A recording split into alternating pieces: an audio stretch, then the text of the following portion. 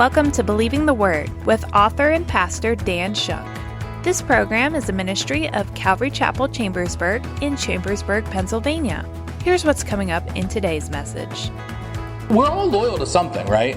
It's just a question of what are you loyal to? The substance of your loyalty, the substance of your alliance is what matters. We're all loyal to something. We all have the highest loyalty in our lives, and then we have other loyalties that we're loyal to, right? You might be loyal to some club, and then your child has to be rushed to the emergency room, and all of a sudden you're like, sorry, I can't make it to the club tonight. I need to go to the ER, right? Because what? You're more loyal to your child that needs to go to the hospital. We all have these different loyalties and alliances at different levels. Whatever you fear will ultimately become your leader. What do you fear more, God or the men of this world? If we are to survive this world to be in eternity with the Lord, we must always remind ourselves that our God is bigger than any hardships we may face. If we don't have faith that He's in control, then we will find ourselves under the control of our circumstances. Now, here's Pastor Dan in the book of Jeremiah as he continues his message, dealing with the day of destruction. Turn to Jeremiah chapter 37 tonight. We are in the main part of Jeremiah tonight. And chapter 37, Lord willing, we'll look at chapter 37, 38, and 39 here today. We are in the fifth of 6 sections of this book of Jeremiah. I'm calling this the main events in this section that began in chapter 30, and it runs through chapter 44. And so we're almost at the end even of this main section. But just to describe sort of this section that we've been in, it's getting ready to proclaim the day of Israel and Judah's captivity. That Babylon is going to come for the third and final time, invade Jerusalem, wipe it out, and completely take over. This section began chapter 30 through 33.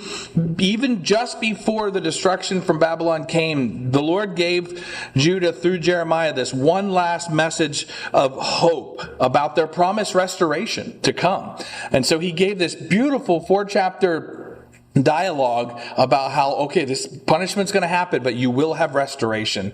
And then we got into chapter 34 through 36, and it presented these scenarios in which everyone in those accounts were being highly pressured into making a choice. And we drew application from that. Okay, the moment is coming. How will you act under pressure? And now, tonight, in chapter 37 through 39, we have two main things that are going to happen. We're going to have Jeremiah's imprisonment. The last king of Judah, Zedekiah, will imprison Jeremiah in Judah, and then we will see that day of Jerusalem's destruction. Babylon finally comes and takes over. So although we, as the church, we will not go through the 7-year tribulation coming up. We know that. We believe that as Bible-believing Christians. But we're not assured to avoid major calamity. Right? There's nothing that assures us from not having to go through major world events or major national events, maybe even major regional events. There's nothing that assures us that we wouldn't go through these things. So, in fact, Jesus said in John 16, verse 33, in this world you will have tribulations, right? But he finished the verse by saying, but be of good cheer because I have overcome the world, right? So that we know of the hopeful end, that there is going to be a restoration of all those that believe in him. But the question tonight, with this the very events of the destruction of Jerusalem being foretold, I believe part of the application that we really want to draw from this is, are we prepared to go through serious trouble? Challenge yourselves tonight a little bit to think, what if these things would happen to you? What are they literally going through? They're going through a national change where their government gets wiped out, their capital city gets destroyed. What if that happened to America? How would we handle it? How would you face that? Are you ready for these things? And so draw those types of applications as we go through this here tonight. So we're really going to answer 3 questions that will determine if we are ready for such a day of destruction. So we'll be prepared in case it does happen, right? We'll be better prepared. And in fact, just to couch this in a little bit of a setting real quick, just to put this in its context, remember what Jesus said when he said, as believers, they're going to deliver us up to have persecutions and troubles from time to time. But what did he say? He said, but don't worry ahead of time about what you're going to say. If somebody gets you in trouble for being a Christian, don't worry about what you're going to say. The Lord will give you the words in those times and in those moments. So don't think that we have to so far plan ahead that, well, what would I say if this happens or this happens? The Lord will give us all of the specifics in that day. But I think through these messages here given through Jeremiah, we're going to be prepared with the fabric of our life to be ready to face if calamity would strike. So chapter 37, here's the first question that we can really ask ourselves to know if we're prepared for that day of destruction, if the Lord would allow something like that for us. The first question for chapter 37 is, who is your allegiance with? Many of us, we've never had our allegiances challenged. Nobody's ever had to look you in the eye and say, are you going to support, this foreign nation, or are you going to support America? Or probably nobody's looked you in the eye and said, are you a Christian? You're at the point of a gun, right? And we've really never had our allegiances challenged to that degree. But are you ready to answer the question if you had to? Because many have over the years. In fact, this is an account right here. So take a look at Jeremiah 37. We'll open this up, verse 1. It begins and says, Now Zedekiah, the son of Josiah, whom Nebuchadnezzar, king of Babylon, had made king over the land of Judah, he reigned as king in place of Jeconiah, or Coniah, the son of Jehoiakim. But, in verse 2, neither he nor his servants, nor the people of the land listened to the words of Yahweh, which he spoke through Jeremiah the prophet. This sums up so many things. That here's Jeremiah, God's man, is still on the scene, still proclaiming, the right path, the good path, and nobody wants to listen to Jeremiah. That's still often the way it is today. So go back and just look here. Jehoiakim is mentioned. Jehoiakim's reign ended at Babylon's second invasion, and that's when his son, mentioned here as Coniah, began to reign for just 3 months. So Babylon has already had an influence in who's become king in the land. Babylon deposed this Coniah, we also call him Jeconiah. Babylon deposed him and put this King Zedekiah in his place. And so we've already had this kind of influence from Babylon, and you're going to get more of the character of this King Zedekiah tonight even as we go through this. But all this activity, all of this interference from Babylon, all of this major moving pieces, and yet there's no turning to God. Most of the time, especially for those that have had a Christian background, when trouble strikes, you're like, oh man, I gotta seek the Lord on this. In fact, in the coming chapters of Jeremiah, we're going to see people that do that. They do seek out God's man when it's too late. When things have already happened and they're curious. Now they want to know, well, what does God think about this? And it could be too late sometimes. So the Word of God specifically points out here that they're not listening to everything that Jeremiah is saying like they should. Verse 3, yet King Zedekiah sent Jehukal. This guy's going to be important. This is one of his main princes. Maybe he's in charge of the Secretary of Defense or Economy, or maybe he's the Secretary of State, but he's an important guy. Okay, and we're going to get his name here later on. The king sent this Jehukal, who is the son of that one. By the way, sometimes why I don't read all the names is simply because you need to know Jehukal, okay? And then it writes the son of, and that's his father's name. They write that because you need to be able to say exactly who that is. If I tell you, I was talking to Michael the other day, you'd be like, I know 18 Michaels. Like, who are you talking about, right? But if I said, I was talking to Michael Winslow, right? You'd be, okay, I know Michael Winslow. Right? And so you do know that, right? That's why they put the extra names in the Bible, because they want you to pinpoint exactly which Jehukal this was. They didn't have last names. So they identified him with the father's name or the lineage. So that's why sometimes I won't read the additional names, because I want you to focus on the fact that Zedekiah is sending Jehukal. Okay? That guy. So I'm not trying to be flippant so much as I'm trying to focus us on the part that matters. So verse 3, King Zedekiah, he sent Jehukal, that particular one, and he also sent Zephaniah, who was the son of Messiah, the priest, and he sent them to Jeremiah. So who went to Jeremiah? Jehukal and Zephaniah. We're going to get a lot of names. That's why I'm pointing this out. And they said to him, please pray to Yahweh our God on our behalf. Now Jeremiah was still coming in and going out among the people. They had not yet put him in prison. That's what it means, that he was still going in and out. He wasn't imprisoned. He had free reign. Verse 5, meanwhile, Pharaoh's military force, who are we talking about? The Egyptians. Right? Pharaoh's military force had come out of Egypt, and the Chaldeans, that's the Babylonians, who had been besieging Jerusalem, heard the report about them, so they withdrew from Jerusalem. So you have the situation where Babylon has been besieging Jerusalem, okay, and in that siege, the king sends these two men to God's man, the prophet Jeremiah, and says, so, how's it going to go with us? What's going to happen? You've heard of the expression, there are no atheists in foxholes, right? This is exactly what this is. They are getting to that desperate moment where there's nothing left but to say, God, if you're there, I could really use some help, okay? And interesting enough, this is the very time when Pharaoh comes up out of Egypt, Babylon pulls back from Jerusalem for a minute. And so, that happened all at this time. Babylon lifts their siege because of Egypt coming, and all seems right in Jerusalem. Like, oh, we asked Jeremiah what's going on, and Pharaoh retreated. Oh boy, things seem right. It's not right, because that's contrary to God's revealed will. God has already revealed that Babylon will be taking over. Can't be reversed. This is what's going to happen. And so they're still, notice, I keep trying to point this out, and I want to do it in such a way now that's not very subtle.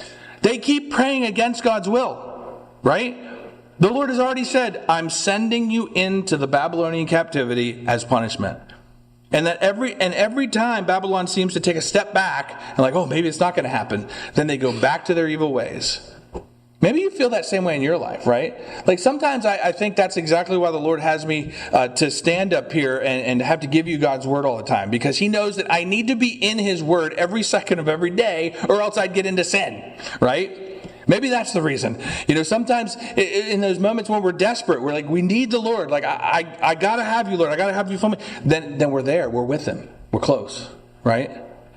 And the moment the pressure seems to be off, we just go back to our ways and just do our thing. And they're still dealing with that. They just go back to their ways.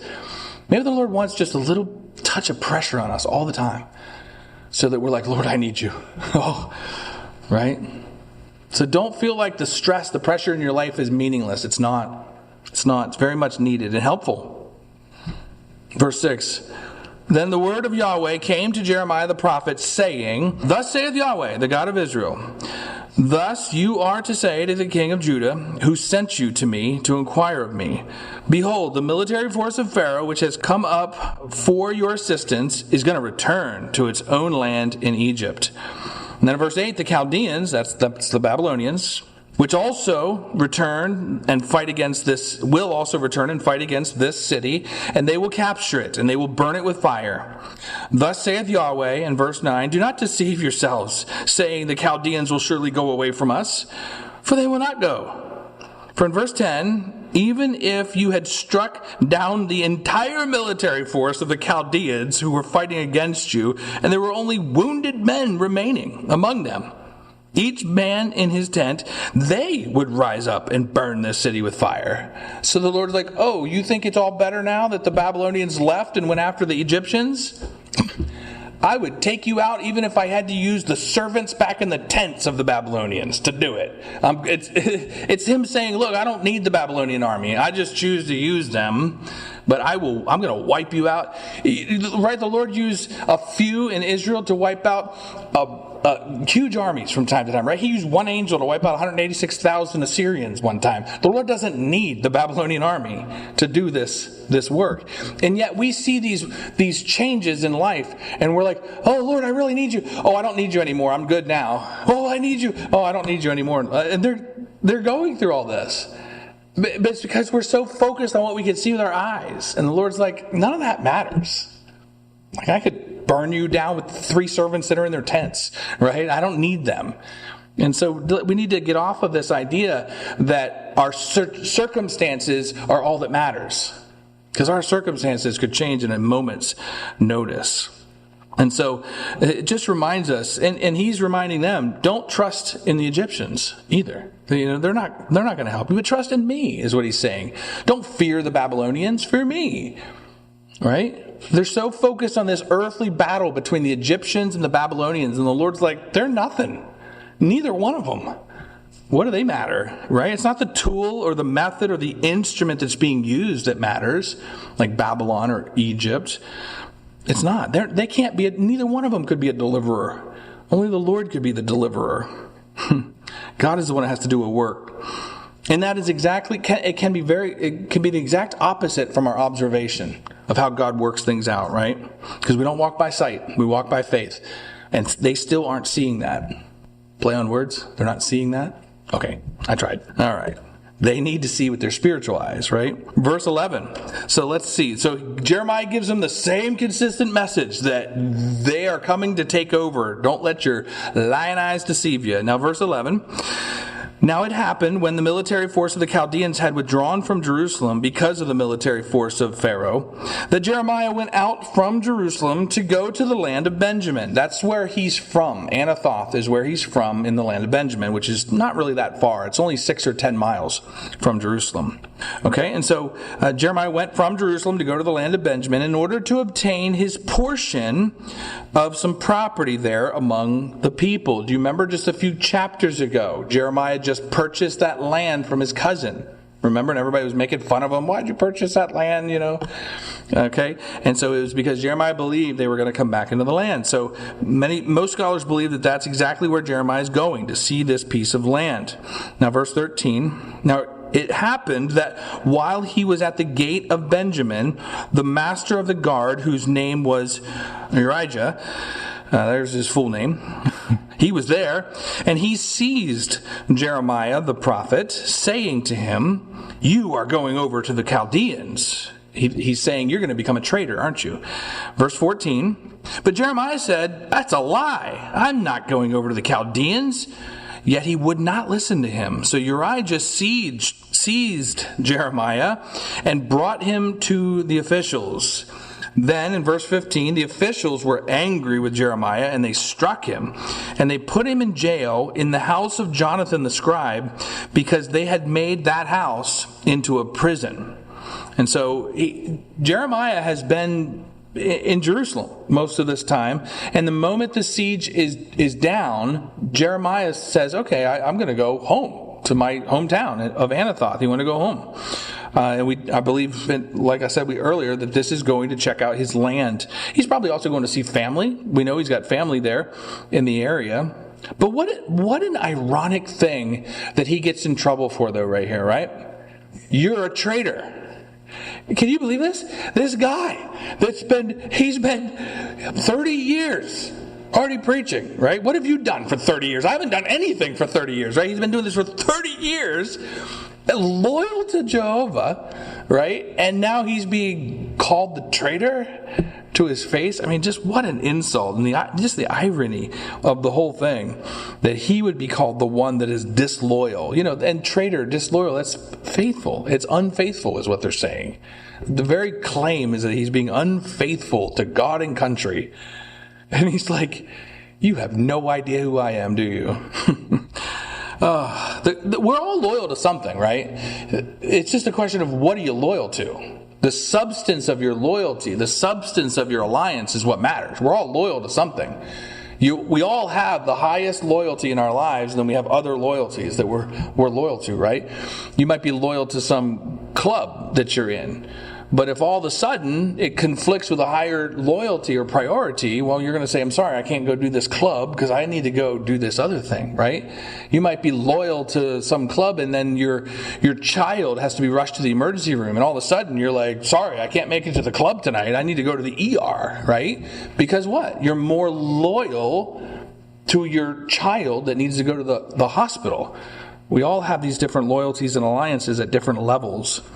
But boy, I mean, he's being attacked for being disloyal. Have you ever been physically attacked like him? He's being physically struck and hit and being called disloyal. I mean, this is a very real person that went through some very real things. How would your Christianity be after that happened? Would you be bitter and angry? Would you hang it up? Be like, God, I tried, but they don't care. They don't want to listen. I quit.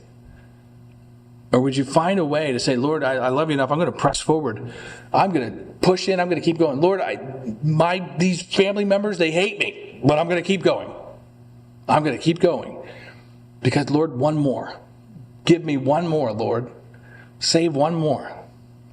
Verse 16.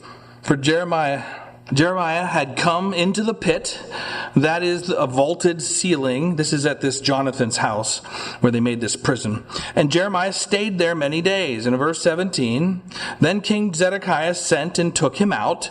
And in his palace, the king secretly asked him and said, is there a word from the Lord? And Jeremiah said, there is. Then he said, you will be given into the hand, and here's Jeremiah's word. There is a word, and he says, here's the word. You will be given into the hand of the king of Babylon. He just got pulled up out of a prison. This is a cistern, right? A cistern is made to hold water, right? And this cistern didn't have any water in it. They put Jeremiah in it, right? They pull him up, and the king's like, hey, is there a word from the Lord? And he's like, yes, there is. You're going down, right? He's like, there's no change. I love that when you see people of God that go through abuse, flat out abuse, and they're the same person.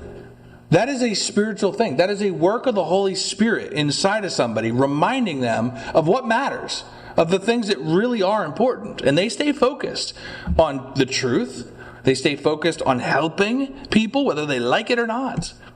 And Jeremiah will do that until the end. Interesting, though, that Zedekiah had said there that he came to him secretly in verse 17, right? If Zedekiah would have come to Jeremiah very openly, bring Jeremiah, bring him into my courthouse in front of all my guys. Jeremiah, what's the word from the Lord? He would be doing it as a way to either embarrass or get Jeremiah in trouble, right? The purpose would have been to get Jeremiah to change. But no. He does it here privately. And this is an attempt to not change Jeremiah's mind in front of the people. It's not an attempt to pressure Jeremiah. This is an attempt to get God to change his mind. This is Zedekiah saying, hey, listen, can you just go back to the Lord and can you just convince the Lord your God to change his mind? It wouldn't be the first time. There's other people in the scripture that tried that, right? Like King Balak, when he went to Balaam and he was like, Balaam, I know that you tell me you can't curse the people of Israel, but if I just raise your dough just a little bit more, if I just pay you a little bit more, will you then curse, right, the people of God? And the prophet Balaam was doing everything he could to curse the people of Israel, and he couldn't do it. He couldn't do it. The Lord wouldn't let him. And you kind of see the same thing. Zedekiah is saying to Jeremiah, like, hey, do you think you could just go back to the Lord and just ask him just one more time? Maybe there's a new word. And Jeremiah just comes out and says, oh yeah, there's a word. You will die. You're going to go into the king of Babylon. You will die. And so, ultimately, and think about this Zedekiah, this one that's been living on his own, living in secularism, not really with a relationship of his own with the Lord. And yet he really is interested to know what God thinks. Isn't that fascinating? I hope you've had that happen, Christian, where the non-Christian comes to you in the hour of their distress and they ask you like, hey, what do you think I should do? Or would you pray for me? And you're like, yeah, I'll pray for you. If you decide to get off the drugs, I'm going to keep praying for you. But that's what you need to do right now. Get off the drugs or whatever their vice is. And they're not interested necessarily in listening. They just want to know what you think. They just want to know what God's perspective is. A lot of them just want to be comforted by the Christian. They want you to tell them a comfortable lie. Right? Oh, no, it's okay. The things you're going through, everybody struggles, so just keep struggling. No.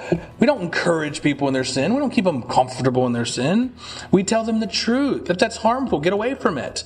And let me pray for you. Let me help you. Right? And I believe that's exactly what this is. This is Zedekiah's attempt to try to just get comfortable with God. And it's not going to work. It's not going to work. It's never comfortable.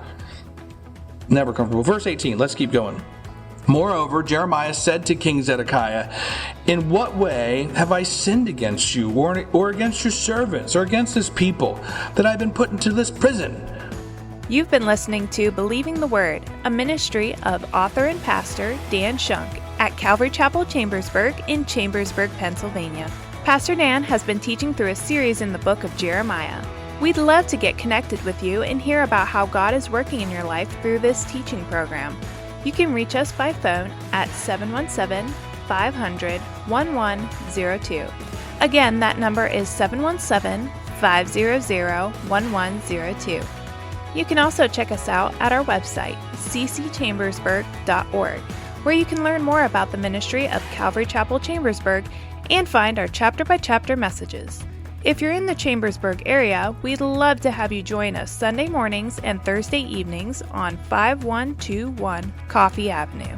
Thank you for joining us today, and we'll be back with more from the book of Jeremiah. But until then, this has been Believing the Word with Pastor Dan Shunk.